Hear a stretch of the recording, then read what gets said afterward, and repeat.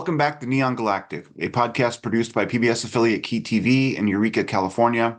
I'm your host, James Falk, joined today by my good friend and partner in crime, Dr. Chris Avis from Tomoson College in British Columbia. What we're covering in today's episode has, I believe, the power to change how humanity conceives of the universe and its broader place in the grand scheme of being. That sounds hyperbolic, but if you've been following this show, you know that one consistent topic of conversation has been the failure of dogmatic physicalist materialism to explain the broad range of human capacities and experience. Millions of people throughout history have had episodes and encounters that make them question whether reality at root really is just the aftermath of colliding particles and blind forces, the wreckage of physical objects piling up and up to eventually form the matter that builds human bodies and the walls that seemingly divide us. But do they divide us? Not if we take the Telepathy Tapes podcast seriously. Not if we listen to documentarian Ky Dickens and engage with the evidence and proof she provides.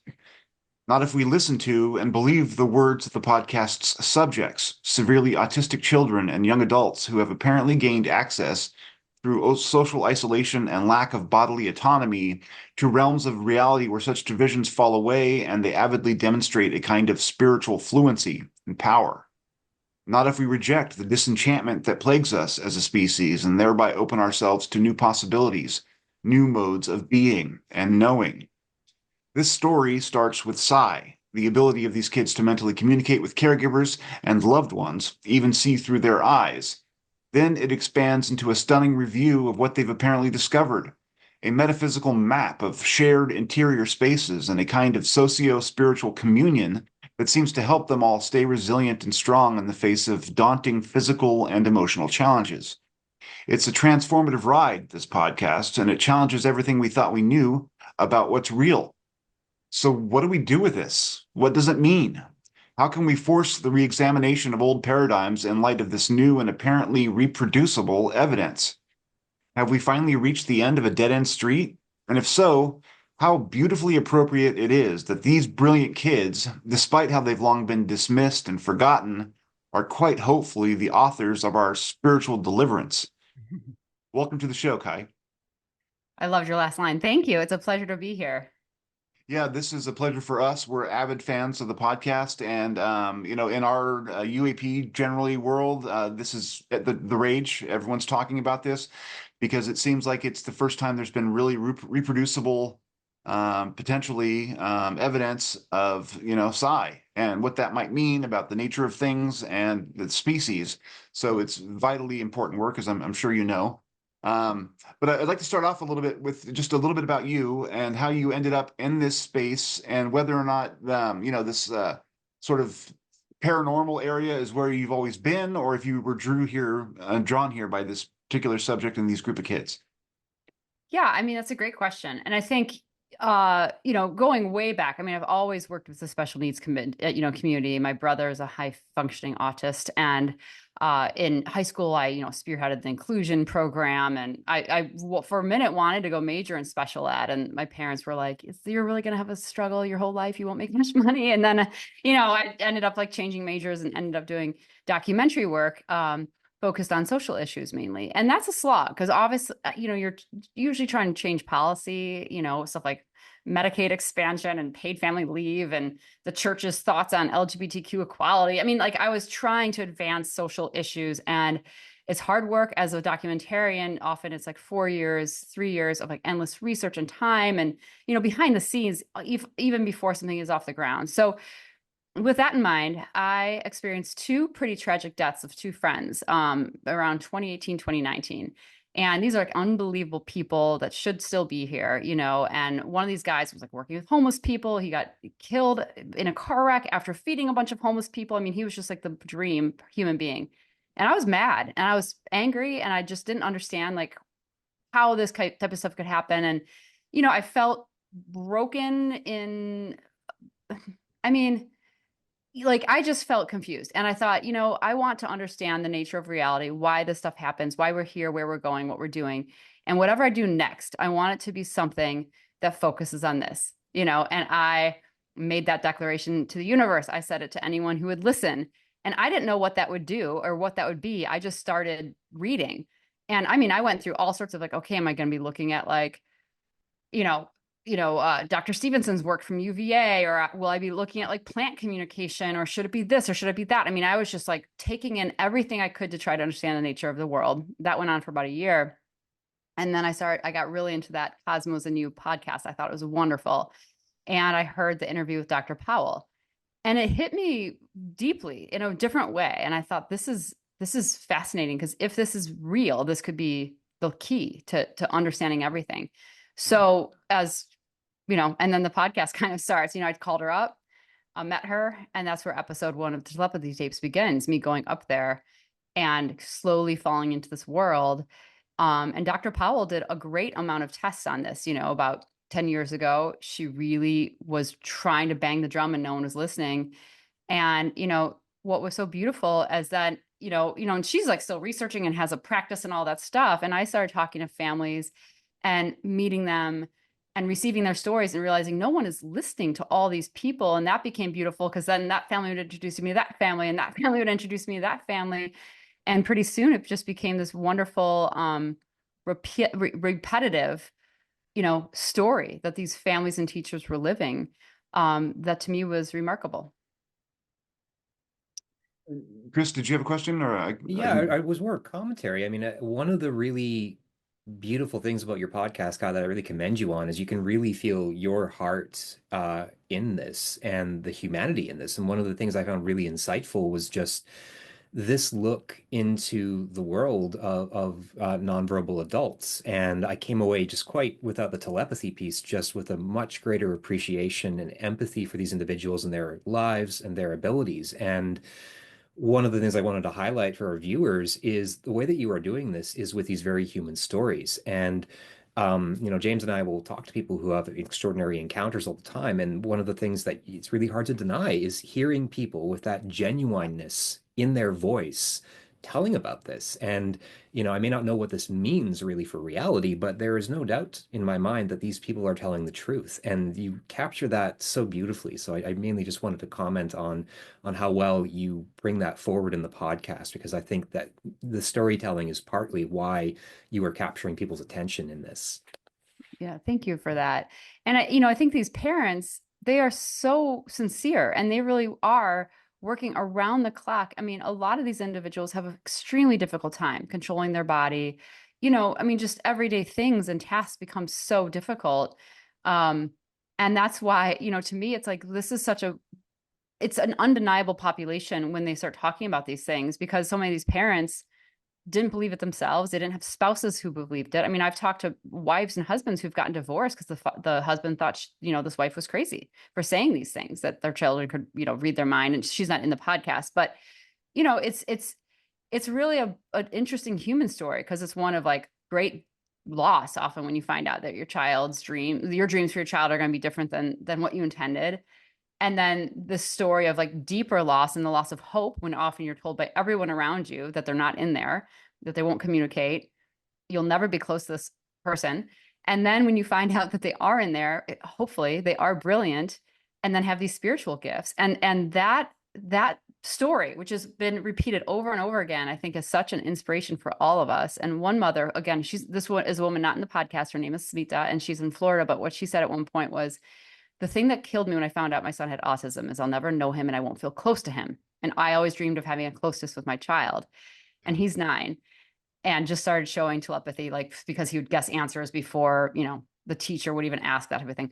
But then when she realized he was reading her mind and they were so deeply connected, she's like, I'm more closely connected to this child than I could have ever been with a neurotypical child. And how wrong I was, Yeah. It seems that from listening to the episodes of the first season, that one of the main mechanisms for allowing these kids to be able to sort of express their complexity is the speller like technology, and also the training that goes into that. But then there seems like there's some controversy surrounding that, and also some districts aren't even prepared to offer it. And so even beyond the paranormal part of this or whatever, this is a mode for these kids to be able to live more full lives. Can you explain what you think the resistance might be to that kind of technology, and how we can sort of prove the efficacy of the spellers in this world first, just to make sure it's something that's offered to all the kids who may benefit? Yeah. So, and I think this is the most critical thing. And it was something that I was not prepared to, like, I had no idea the politics and the emotion around spelling when I walked into this. I was shocked by it because when you first see it, it's like they're pointing to letters. And then, when you see often that no parent is touching them and you're like, wait, why isn't this allowed in schools? Like, it's just confusing, right? And then as I started to look into it, and anyone very curious in just this topic, I recommend episode 8, which is our spelling episode. But the facilitated communication, when that first, came on the scene, it was considered this miracle. And then, of course, there was a few court cases where people that were spelling accused parents of sexual abuse or other, really kind of like heinous crimes that turned out to be false. And then spelling got blamed instead of the facilitated communication partner, which is often like you have to be trained in this. You have to learn how to, kind of block out your own thoughts, which is interesting, right? Yeah, exactly. You have to learn to, prompt properly. You have to learn to but facilitated communication really took the fall. And it started being looked at as, oh, it's pseudoscience. People are pushing their hand, et cetera, et cetera, et cetera. So then other modes of spelling really kind of popped out of that. One is called rapid prompting method, and another one is called spelling to communicate. Both involve pointing to a letterboard. And one of the hallmarks of both those methods is no touch. You cannot touch the child at all. And that's great. And so this has been really ramping up, and a lot more kids are getting on the board spelling that way. However, it's still plagued by facilitated communication. But then there's been this whole controversy in the spelling world of don't talk about the telepathy, don't talk about the spiritual gifts, don't talk about what these kids can do, because then people will think that oh, it's all voodoo. It has to do with the spelling, and it's like the Ouija board. And I was like, wait, what? Blah. Why do those two conflate? They shouldn't conflate. Exactly.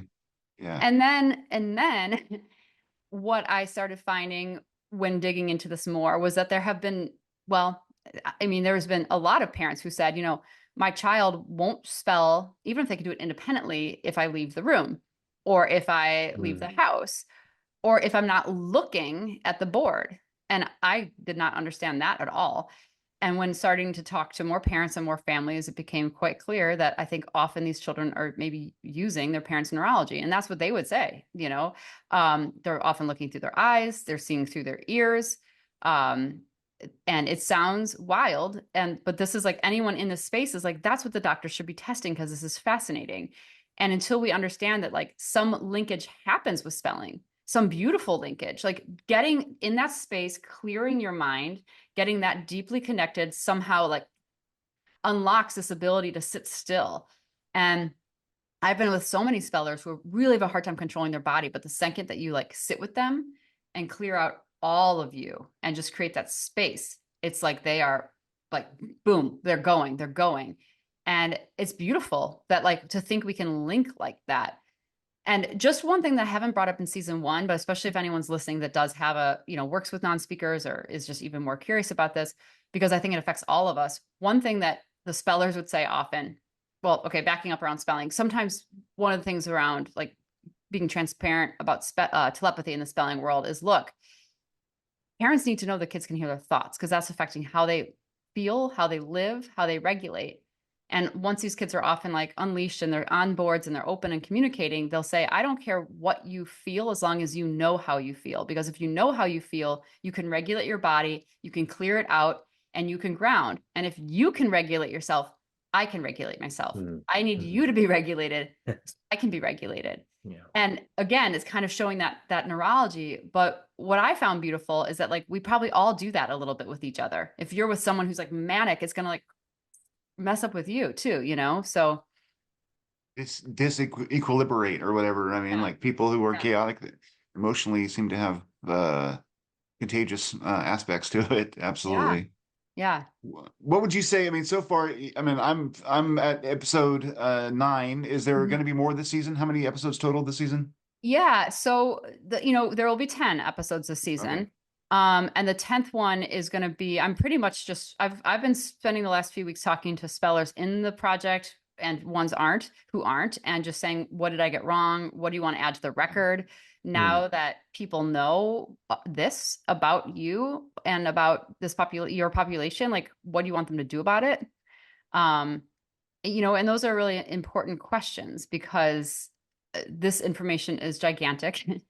And I think it could be inappropriately, and it can also be used really positively, so so I'm excited to have them kind of share their thoughts around that, and I have thoughts on it too.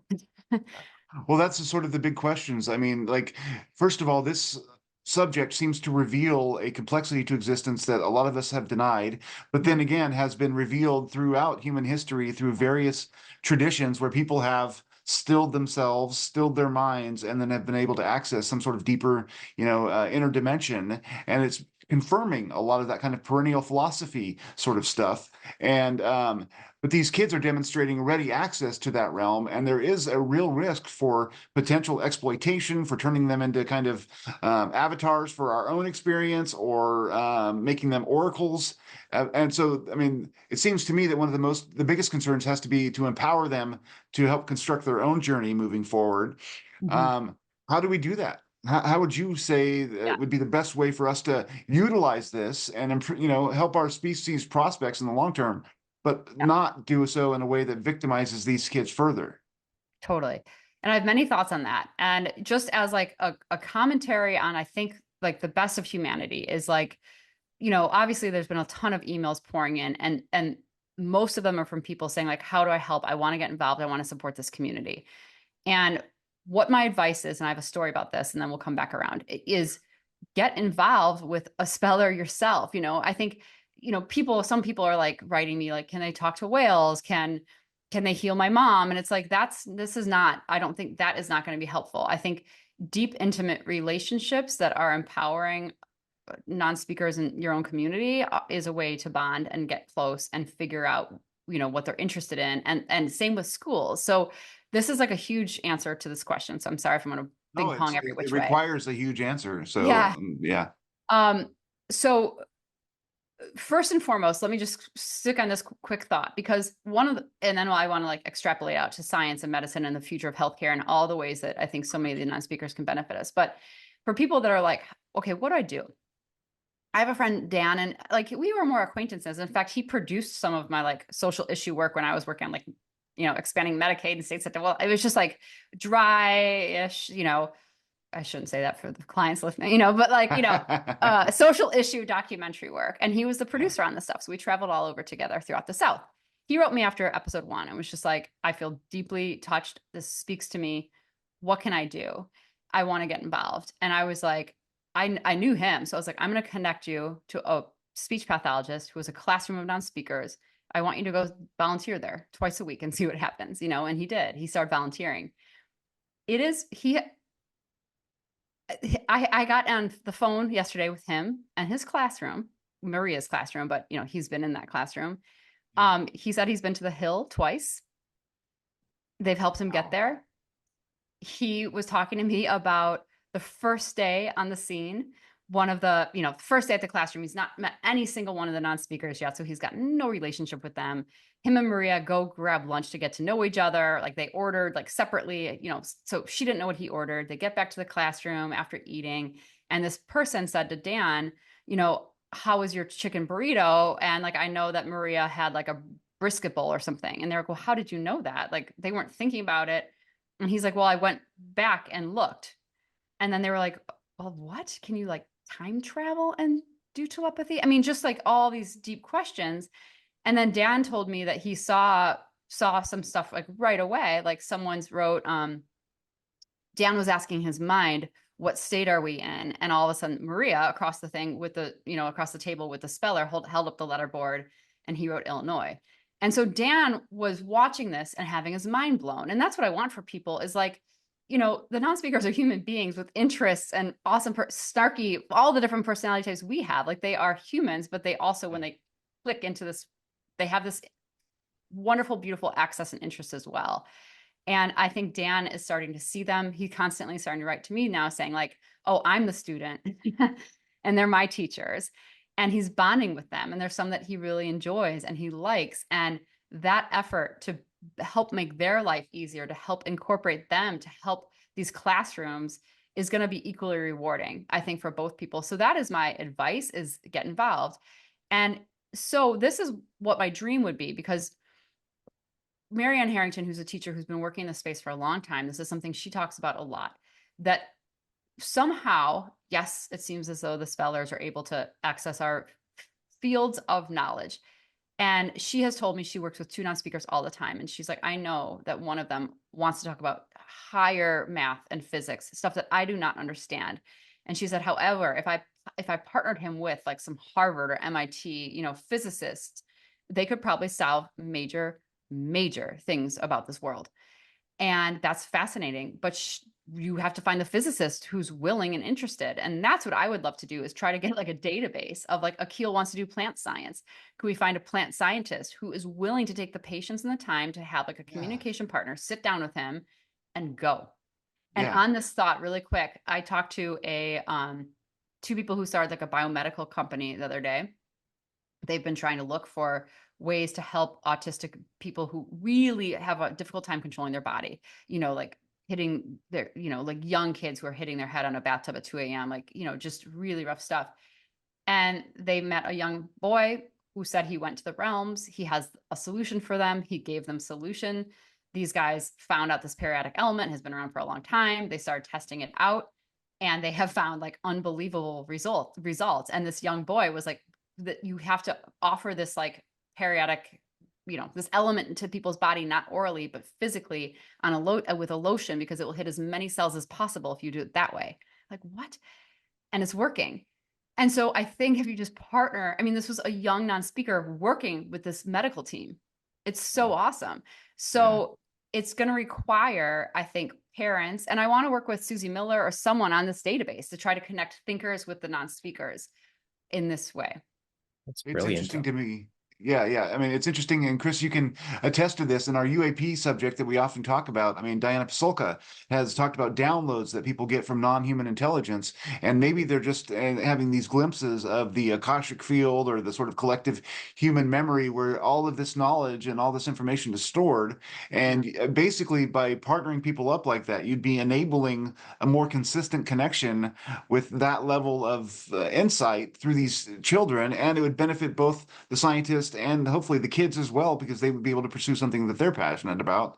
Absolutely. It seems like the perfect, system for that. It does. And I do think, I mean, and I know this sounds like, oh, well, it's so like, silly to say this, but it's so true. Like, I do think I mean, that sounds like, I do think the majority of non-speakers, whether they're young or adults, I mean, they care about consciousness. They care about love. They care about connection. They don't care.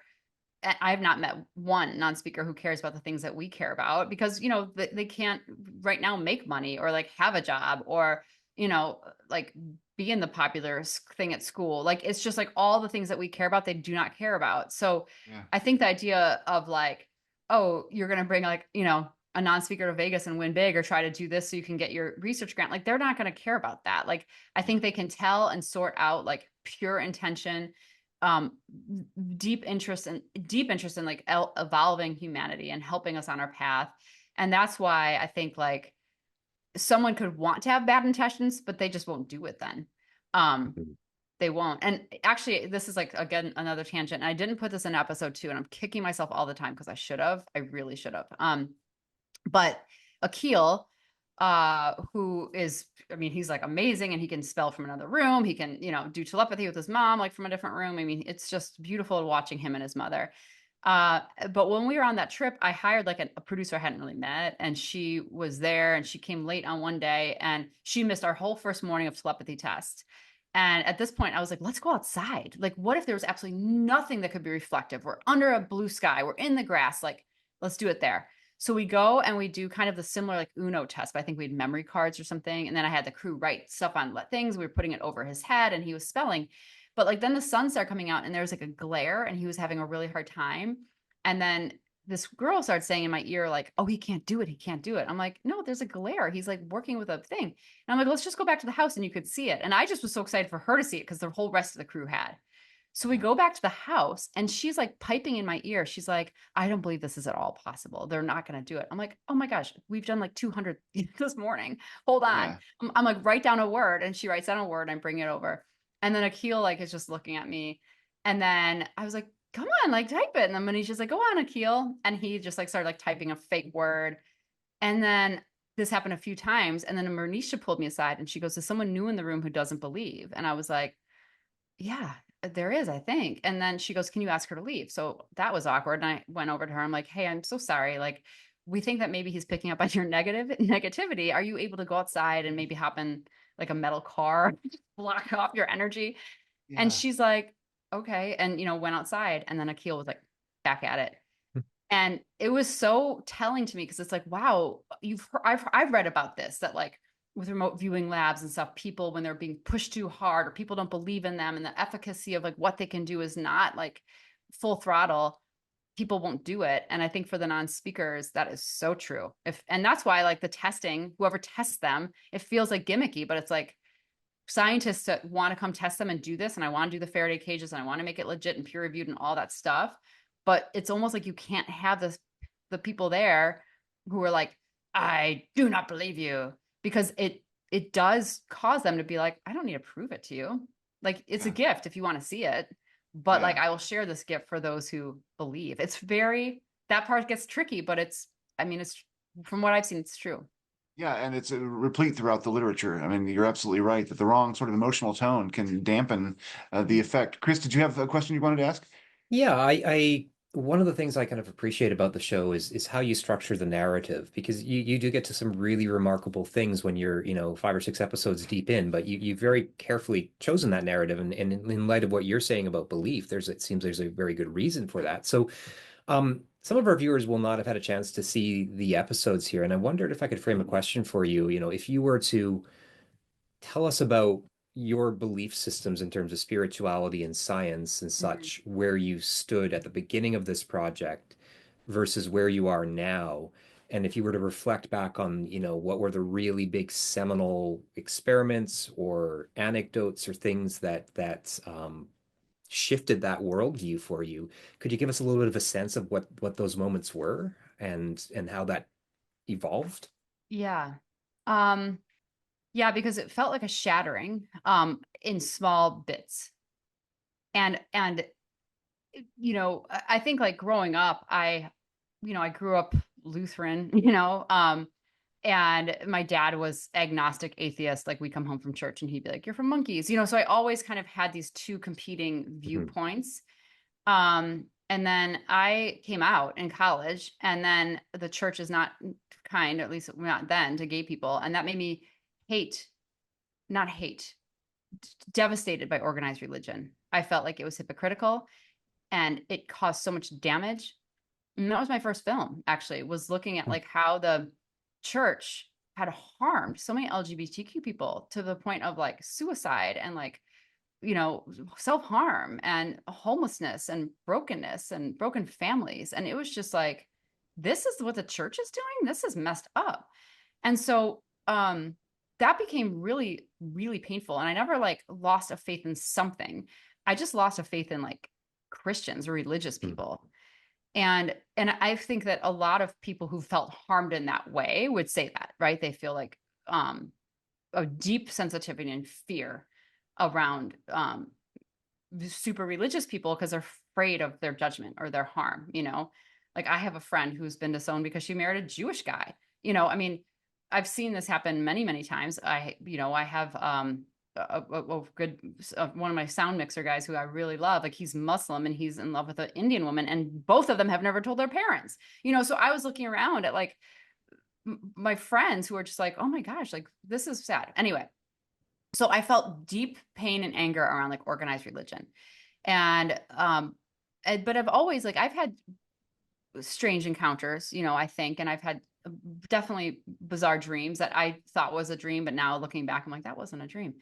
Um, and that's maybe like stories for another time. But I've had some interesting, beautiful encounters that made me think, okay, something else is there, something's communicating with me. you know, One of the most amazing stories, which I will share in this account, was like the friend that died that really kind of was one of the reasons this spurred on. She was a cop who was like a detective actually, and she ended up committing suicide with like 2 kids. She thought the Russians were after her. I mean, it was like this whole weird thing. But she was visited by her father who had passed when I was just like, I didn't even know I was pregnant yet. And she came to my house one morning. She's like, my Catholic father came to me in a dream and said, I have to give you this Padre Pio necklace. And I'm not Catholic. And she's like, it's a saint. And you have to wear this to protect yourself and the baby. And she's like, I know you're not even pregnant, but I'm just telling you, my dad came to me in a dream. And I like went and took a pregnancy test that day and I was pregnant. And Holy mackerel. yeah. And that Padre Pio, that friend, like I said, killed herself, but I have that Padre Pio on my door still. Wow. So I've had those moments throughout my life where I'm like, what is happening? There's something more. But it was hard because it's like I have felt so harmed by organized religion, and so many people have, but I know there's something more. Okay. So then I start working on this. And the first thing, of course, was the telepathy, is seeing that. And when I left Mia's, I mean, I was like shaken up. I actually think I went home and had like 3 shots of whiskey. And then it was really interesting because the next morning, Michael was staying in our guest house and he's one of my best friends, the camera guy that I was with. When I woke up the next morning, he like stopped believing. He's like, I don't think that happened. Like, we have to watch the footage. Like, that can't have happened. And then we like watched all the footage again and we're like we saw that we were talking ourselves out of it. And then with Akil, of course, it was like more of this crushing reality, you know, of, okay, he is sharing his mom's consciousness. He knows what she's doing throughout the day. When I first hop on Zoom with them, this is not in the podcast, Akil was like, his mom was like, Akil came and scanned you first and like, you know, checked you out. And I was like, what? And you don't know what to make of it. I mean, at first I'm like, I don't know. I just don't know what to make of it. I didn't know if I had to believe it or if this was just weird. So I was just kind of like going along with everything, trying to figure it out. And now I believe all of it, of course. And then, and then I think when I started meeting the Atlanta contingent, I started seeing how many, and there's 2 or 3, you know, non-speakers from Atlanta, but there's like maybe 12 that I've met down there. How many would be talking about interacting with like the spiritual world, or seeing God, traveling to different realms, stuff like that. And I was like, okay, well, most of these people are rooted in Christianity. So I don't know what to make of that. That could just be like an impression from their family. Like, of course, like we all are, you know. And then I went and met Marianne Harrington, who's in Wisconsin. And she was like, well, Anthony talks about the realms and he talks about time being, you know, and he's not in their podcast as much, but like at least yet, cylindrical. He talks about other beings. He talks about other worlds. He talks about all this stuff. He talks about reincarnation. I mean, just start going on and on and on. And I was like, but that's so different from what they're saying in Atlanta. And this is so different from this. Like, I don't get it. Shouldn't it all be the same message? I mean, those were really confusing questions for me. Sure. And Anthony said the most beautiful thing, or spelled the most beautiful thing, which was, if you think of God as a mirror or the source, right? Whatever you want to think of it as, and it's shattered all over the world. And people have all picked up a piece and said, I know what God is. I know what, you know, the truth is. I know what reality is. We all have it somewhat right, but we all don't have the whole picture. And I thought that was so beautiful. Yeah. And so I think throughout this, it's been like the one thing that's universal, the telepathy is, or talking to spirits tends to be the first thing that the non-speakers often present. But then sometimes it's a spiritual thing, these like visions, or often they'll talk about seeing angels. They will talk about traveling to heaven. They'll sometimes talk about getting messages from God. And that stuff felt visits. I mean, yeah. It's overwhelming. It's overwhelming. Yeah. And I'm still making sense of a lot of it, you know. And then meeting Susie Miller was a gift because she's worked with so many non-speakers from all over the world, and she's connected me with people from every faith background. And again, like, I feel like no matter what, they will talk about oneness. The way they will define love is what unifies. And I just love that because I've never heard of that put that way before. But like, so many non-speakers will say that love is what unifies. Yeah. Period. That's what they care the most about, which is beautiful because it reflects these, you know, ancient religions that have always been with us. And when I've asked Susie, because this is part of my quest, like, why will they all talk about faith or this other world or this other realm or like source consciousness or God, but it's coming in different ways. And she's like, I think because of course they are picking up on the telepathy of people closest to them, the thought patterns of people around them, the cultures of those around them, and those are they're gonna filter what they're experiencing through the lens of their culture, the present culture around them. They are still they're human beings. That's what I was going to say. They're still humans. They still have a refractory lens. They just have more access to this transcendent part, but they're interpreting just like we would in that circumstance. Yeah. That's And I will amazing. tell you, like the angel thing was really hard because I was like, well, angels, do those exist? I was like, it's a metaphorical thing, right? Like that's like you mean, who knows, right? And so, but there were two stories there that were really fascinating, and I didn't put them in the podcast, but one of them is quite beautiful. That voice, the young man Sam, he was the PA that was really upset he missed Houston's tests, and then he went to the garage, and then Houston proved it to him. Yeah. The second day we're at John Paul's house. Sam's like the production assistant, so he's getting ready to take Michael and myself and a few of the crew to the airport. And it was pouring rain, and like I just come out of like John Paul's room, and we were doing the hill stuff, filming him on the hill, and I come back, and Sam's like really upset, and I'm like, what the heck is going on here? And then like I'm getting pieces of the story, and basically what had happened was, Sam said to Houston, I mean, he just like went for it. He's like, do I have an angel? And Houston's like, yeah, it's a baby girl though.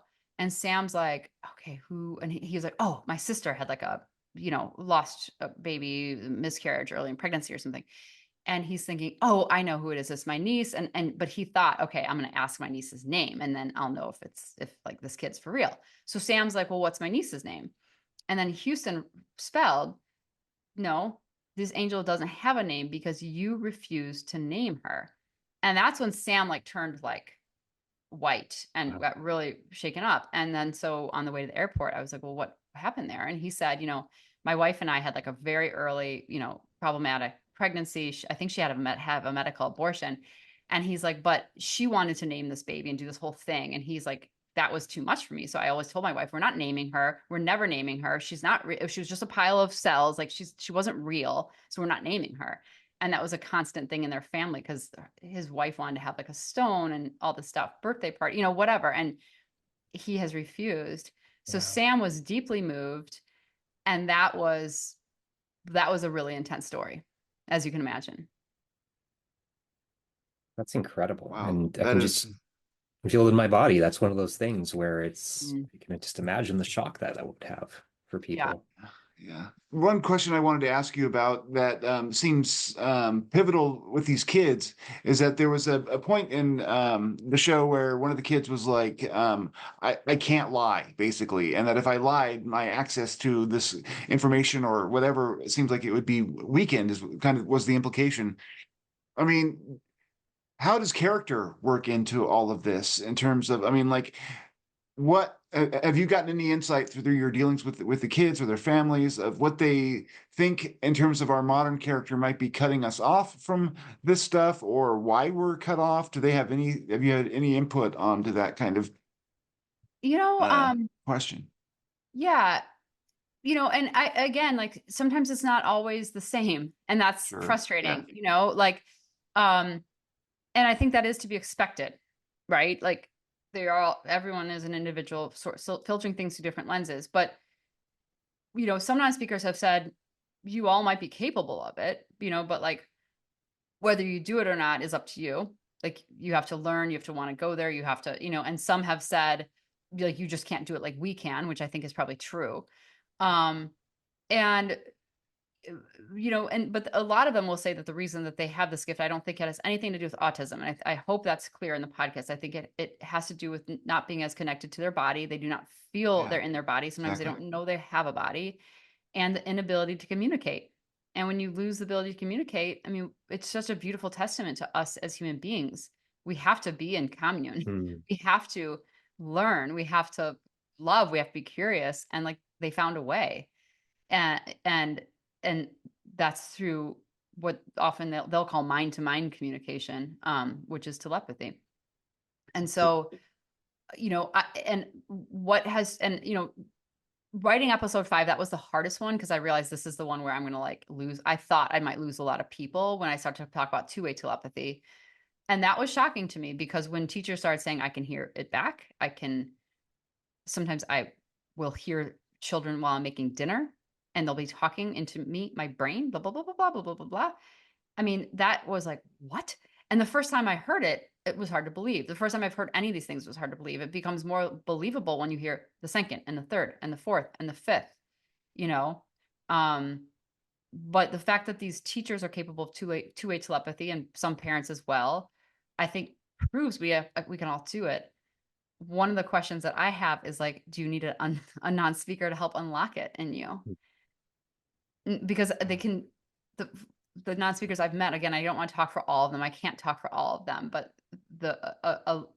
I think many of the ones that I've met and their communication partners and their beloved parents and teachers will say, like, they can unlock things in us and help unblock things and give us access to things that we don't have access to, you know? And I've heard some teachers be like, I will have one of my spellers like take my hand and all of a sudden I can see something, like almost like a vision or a place, which I have never been to.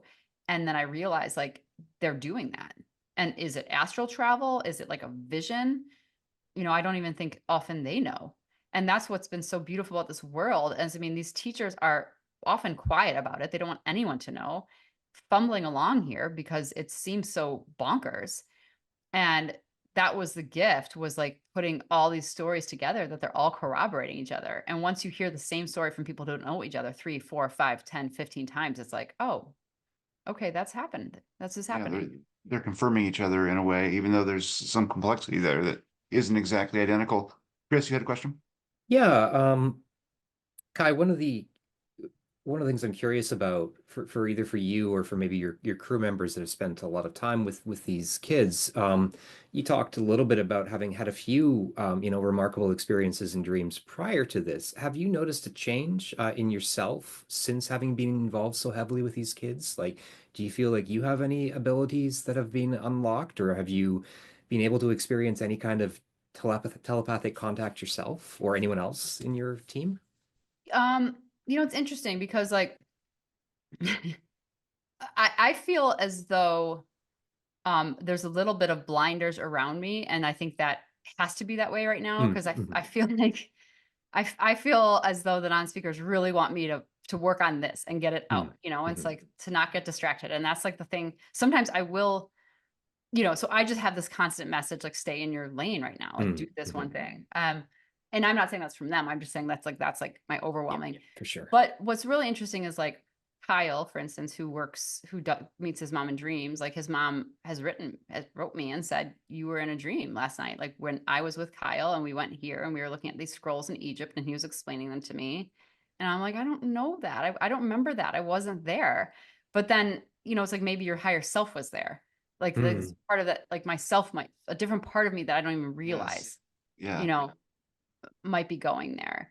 And I will talk to the non-speakers all the time when I'm falling asleep by name. I'll try to, ask them questions, tell them stuff, and even if I don't know or hear the telepathy the way that some of these parents do, I hope it's entering me, And the only other thing that was weird is that like typically when I work on a documentary or something that I'm writing or, whatever, a commercial, any of the things that I would write and direct, I write a scrupulous outline. It is so detailed. It is so thought through. There's like a script, even if it's nonfiction, like it is locked in. And then I go do it. And with this, it's totally different. And I do feel like it's like plugging in. Like I won't know. I will sit down at the computer and then I will be like, there's going to be 2 weeks and I'm just going to get this out and let it flow. And I have found that there's like certain places I can sit. There's certain places, whatever, like where I just will plug in and then it just all comes out. And sometimes the parents are like, well, where are you going next? And I'm like, I don't know. And they're like, how do you not know? And I was like, because normally I write where I'm going next. I know where I'm going next, but I'm like letting this just do it, if that makes sense. It's it like totally the true does. Yeah. flow state. Some people who are in spiritual work talk about this like switch from like a cognitive place to almost a place of intuition, and that sounds very much like that. It's just letting go of that control and seeing it happen. Yeah. And I wonder if like that's when it's the most if that's when they're working the most beautifully and maybe even together, because I can feel when I go into that space. I can feel when I'm sitting down to write and it's not working.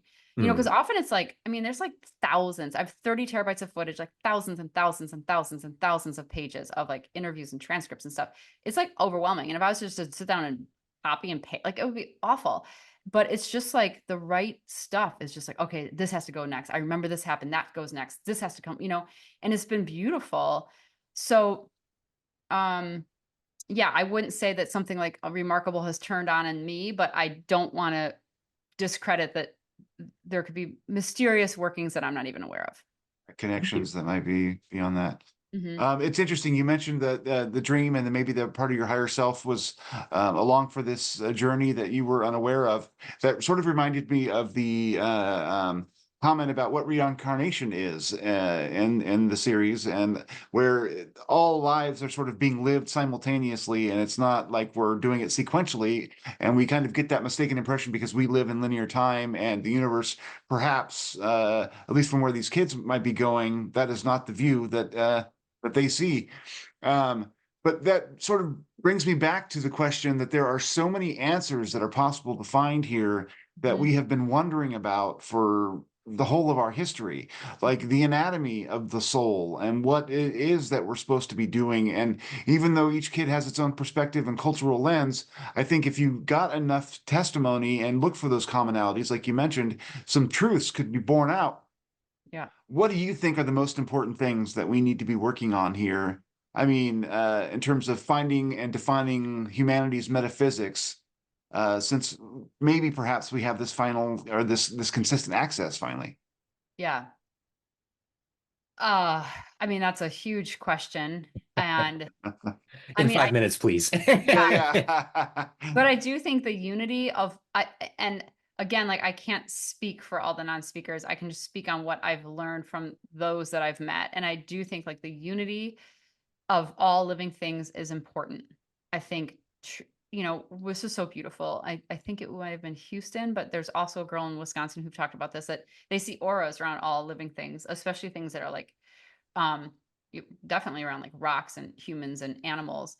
But then I asked once about cut flowers, and a few have said, yeah, I'll see the aura around cut flowers, but then it fades. It will start to fade, Hmm. go away. And there's something so beautiful about that to me, because it's like they're living, you know. And then one non-speaker who explained that like the plants will teach you what the medicine is that you need to know from them. Like they've always taught us that they will like communicate that to us. That is so strange to think about, because it means that the plant is like a sentient conscious being that can connect with us. Yes. And these are some of the things I want to explore in episode 2. Like there's so much, I mean, season 2, there's so much to keep going with, right? But then when I've thought about a lot of that, it's like the natives, the Native Americans, I think like our ancestors had it right in so many ways, with like really valuing everyone's life and a space and a location, and honoring like the land that you're on and all the other beings that exist there, and how we go together in harmony, and to just enjoy while we're here, and to not, you know, I mean, you have to like obviously work and love, and it's not just about like gluttony and enjoying, but like to be present is what I mean, to be present in the moment, and not be so selfish. And it's like these are the messages that have been around in every religion from the beginning of time, right? Love, unity, but we've become so far from that. And I mean, the non-speakers that I've met want people to wake up. They want us to be leading in love. They want us to be caring about each other. They want us to be not, they think of, oh, I think so many of them think that we have no idea who we are, that we don't know our emotions. We can't regulate ourselves. We lie. Someone asks how you are today. I'm good. Like that would not happen with telepathy. Of course it wouldn't, you know? Yeah, you can't hide And, it. and so we all walk around with this, like these dishonesties all the time, because words are dishonest. They're deceitful. They're sarcastic. They're withholding. They're all these problematic things. And like Asher said, the first step to getting to any of this place is to all of us trying to get back to like this ability that we have with telepathy. And oh, I have one experience I want to share, because this was weird. Okay, And this was an cool. experience thing where, and it wasn't with the non-speakers. I went to a woman who knew I was working on this invited me to a course that she was doing. It was Laura Lynn Jackson, who she was like, you should come to this class where we explore some of these abilities, like becoming psychic and all this stuff. And I was like, yeah, I'll go. And I brought my friend, you know, 2 of my friends, and we were sitting there. And one of the things was remote viewing. She's like, I have a slide on this computer, you can't see it. And even in my own brain, I'm like, well, that's impossible. How am I gonna, like, if like there's not even the physical object in existence, it's just in a computer. And so she's like, clear your mind, just start thinking about it. So I start drawing a bird, and then I like put it on a tree, and then I put like waves of water, and then I kept seeing this thing green. So I wrote green. And then like when people were showing what they drew, everyone had like a circle and like it looked like a Ferris wheel. And I'm like hiding mine, like I'm in school, like I'm bad at this. And it was a peacock. So like the green, the this, I was like, okay, maybe I was right. But this was what was really weird.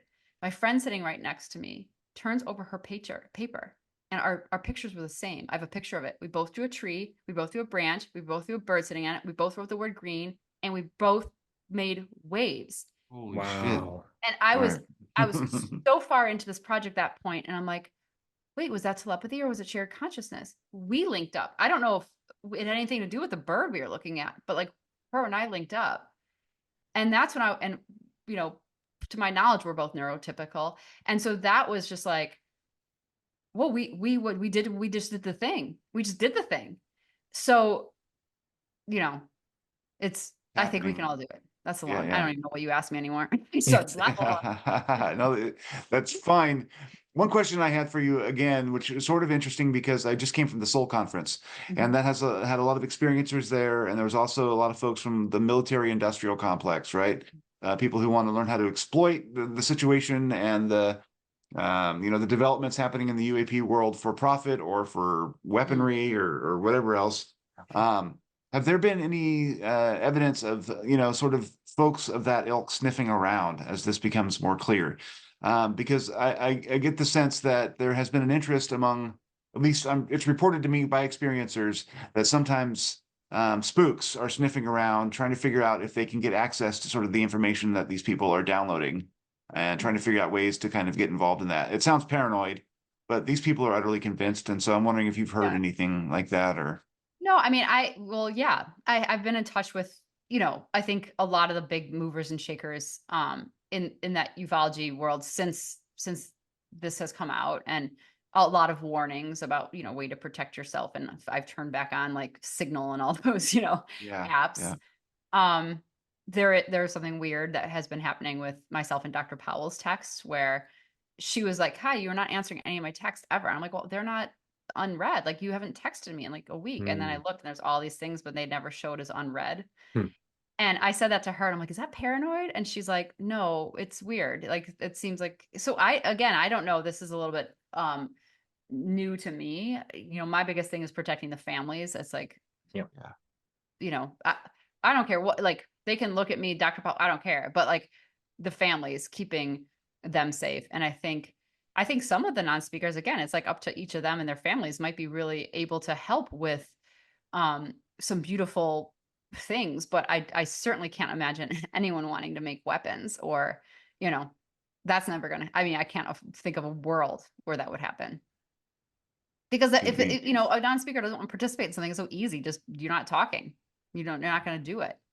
Yeah. And often it's like the regulation of the body and stuff too. So, yeah, there needs to be a lot of love and true, like I think, cyclical, beautiful relationships to make this work. And I love that because you know what? That's freaking awesome. Think about what they're doing in this beautiful way, right? Like so often you exploit someone because you know what you want and you're really good with people and you've got great emotional intelligence. So you're going to like boom, boom, boom, and like, move your way through the world because you're so slick and so smart and so this or so charming or so whatever. Like the only way to really beautifully work with the non-speakers is a way that like comes down to being present with them in the space of love and kindness and purity, working to like pure love and unity and like rebalance. Like that is the space in which I feel like they will bring their toys into their toy box. And if any of us are trying to do something for a nefarious reason, you're just not going to be entering the toy You're gonna hit a box. wall. Yeah, yeah. They're just not going to engage with you. Yeah. And it's one of the reasons I think your podcast is so poignant at this day and age, where we've wound up in the world is as a result of just increasing divisions and polarization. And there is something I found it very soothing, listening to it because it did make me hopeful, especially the talk about unity and the fact that these kids that have, have not an easy life are still, that is front and center in their mind, is that unifying love. It's a Yeah, beautiful thing. it is. Um, One of the things that you get into in your most recent episode, is you introduce somebody, a woman named Becky, who has had her own kind of unique experience here and is able to communicate with some of your subjects there. I wondered if you tell us a little bit about Becky and if you have plans moving on with the show to look at other people with unique abilities, and where you're going with that. Yeah, that's a great question. That's something I'm trying to kind of sort through right now as well, because when researching this on this journey, yes, like I have wonderful relationships now with people who are doing stuff and experiencing these things and teaching some of these gifts to neurotypical kids or accidental savants, right? People who had an extreme brain injury who are able to do unbelievable stuff. That is unexplained, which, I think is the greatest proof that consciousness is coming from beyond us. Um, and and then there are like real verifiable people with psi abilities for sure walking amongst us. I don't know if it's as like supercharged as what the non-speakers have, but it's there. So yeah, I mean that is something I've considered looking at, and I might just start to like pair some of that and weave some of it in. Becky was so beautiful, and that's the spirit in which I'd love to do it, like if it can Hmm. dovetail Mhm. with a non-speaker's experience. And so, like, so yes, I mean, that's something I'm considering, but there's also so much left to be, explored with the non-speakers. And one of the greatest goals I have, is the tests I did that I put into the podcast was kind of like my proof of concept to try to Hmm. like know this was happening so that I should go pitch this and try to make something of it, because the whole intention all along was to make a documentary, right? But like when I was pitching the documentary, it's like we need to have a Faraday cage, we need to test this for real, we need to have these concrete tests. And I also think we can test for remote viewing. I think we can test for bilocation, telekinesis, because these are all things that I know the non-speakers are doing. Not all of them, some of them. They all have different gifts. Um, and I think that'd be just awesome. So if we can get the money to fund some of this research, I want to be recording that both audio, just recording the audio as well as the visuals to bring some of that research and those studies to the world as well. That was kind So of my next question. Sorry. go for it, James. No, you go for it. Basically, is what do you want to see arise out of this? I mean, you mentioned that you're going to approach institutions potentially to do some of those more serious tests, but there's also a documentary, it sounds like, in the works, and potentially a season two. I mean, what do you hope happens most immediately out of this first season and sort of the zeitgeist, because people are really tuned in and dialed in right now? And how can people help? And what do you want to see unfold out of this? Yeah, I mean, my goals for this have always been the same. There's three-ish. The first is to everyone in the world to presume competence. You see a non-speaker, go talk to them, and they're not gonna maybe not talk back. Like, I know you're in there. Do you communicate via spelling? Like, if so, great. Whatever. Just find ways to incorporate them. If you own a bar, like have a spelling night. Have a where they can come. Like, if you have a school, like or work for a school district or know people in a school district, like lobby them about spelling. Let's bring it into school. Send them the telepathy tapes. Like, let's get this going. So presuming competence is huge. The next one was validating spelling. I mean, it's like you can't, they're pointing to letters. This is, they're doing it independently. Like spelling should be in every school.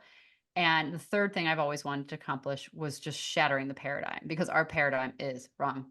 There is so much more. I mean, what they have taught me, what I now believe, to the point where if like someone tells me I shouldn't believe that or I don't, I'm like, oh, but you don't know. Like I do know. It's like Socrates thing, right? Like someone who can think they know something because they read about it or whatever, but like if you actually know it, you know it. And what I feel I can say I know now is that consciousness survives death, that telepathy and other psi abilities are absolutely real and happening. And I think many of us are capable of them, or at least they can be unlocked in us by other people who can do it. And that there are other realms and like a source of infinite information that we can tap into. And whether that's you call it the collective consciousness field or the Akashic record or, the library that, Asher talks about, I think it's all the same thing. And that's fascinating. And that should be part of our paradigm. We should be talking about that and utilizing it and changing our lives based on it. Go ahead. Oh yeah. Okay. Long answer. But then with the documentary, this is what like I've always done with documentaries is create an impact campaign. You get a film and then you can bring it to each like little city and have an event with local people who are stakeholders and action makers and talk and like, engage them to be like, okay, like how do we get the school board on board? Like, what do we write? Who do we invite to the screening? Who do we need to show the spelling to? Who do we need to show the telepathy to? Like, let's do this and bring it around with non-speakers so they can be front and center of this conversation. Like I want them leading this conversation, Absolutely. A lot of Chris, both.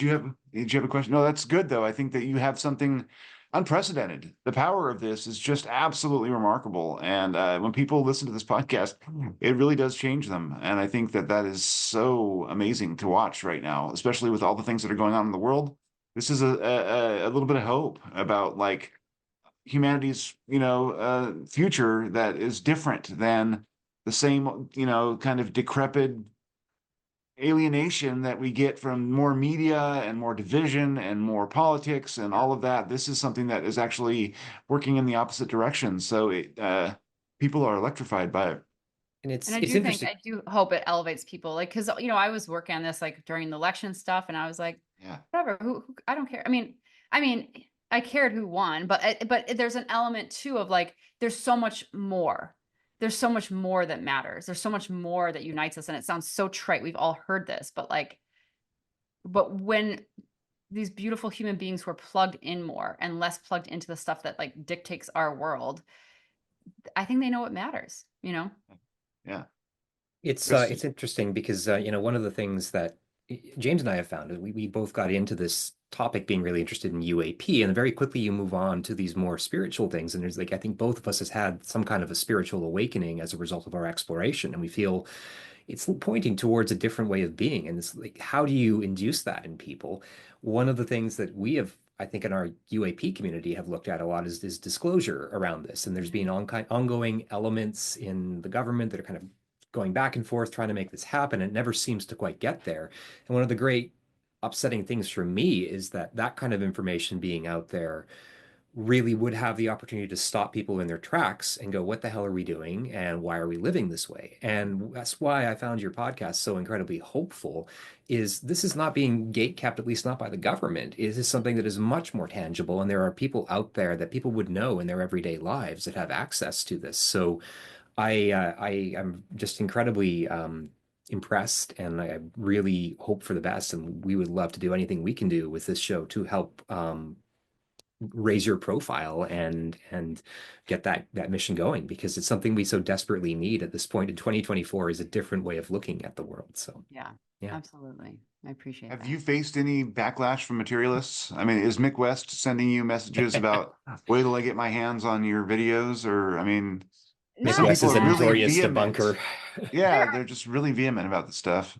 They are. And what I think is so beautiful is it's so easy to watch this yourself that if anyone like Dan, my friend Dan, who walked into a classroom and walked out like 2 weeks later being, yep, okay, so the debunkers have nothing really. And I do see, someone sent me some screen grabs of like a Reddit page. I actually really don't want to go on there and like look because I think it'll be like, but someone Toxic sent me a few mess. grabs. It was a family member actually, and I felt so bad that they read it. But like people were making like just being like, oh, these tests, like they didn't watch them. Obviously, there's mirrors everywhere, which is like totally not true. We went out of our way to like take mirrors down, or like this girl is being touched by her mother, and it's like, yes, we talk about that, or like it just stuff like that, which is like if you listen to the podcast. So I know people are on there trying to like shatter this or whatever, but at the end of the day, unless like I went out and hired like 500 actors, Exactly. from all Yes. over the world. I mean, every family member is saying this, and they're all claiming the same story. And I mean, you get the sense that even though there is even some gatekeeping coming from the families who are concerned about the long-term implications of this, it's pervasive in that community, and that's just like, again, it's exhilarating just to be able to witness that kind of unfold. And I look forward to anything else you got coming and more, and the next episode. So it sounded like, yeah, you were going to be talking a little bit about reactions from the community and the families. Did we get that impression right? And I wondered if you could tell us a little bit about that too. Yeah, I mean, episode 10 is is going to be mostly the voices of the non-speakers, and just what I wanted to know, like, what do you want people to know now that they've heard this? What do you want people to do? What matters to you? What did I get wrong? I mean, I have been trying to, bounce certain episodes with different non-speakers, different families, to make really sure that I've got their words right, their stories right.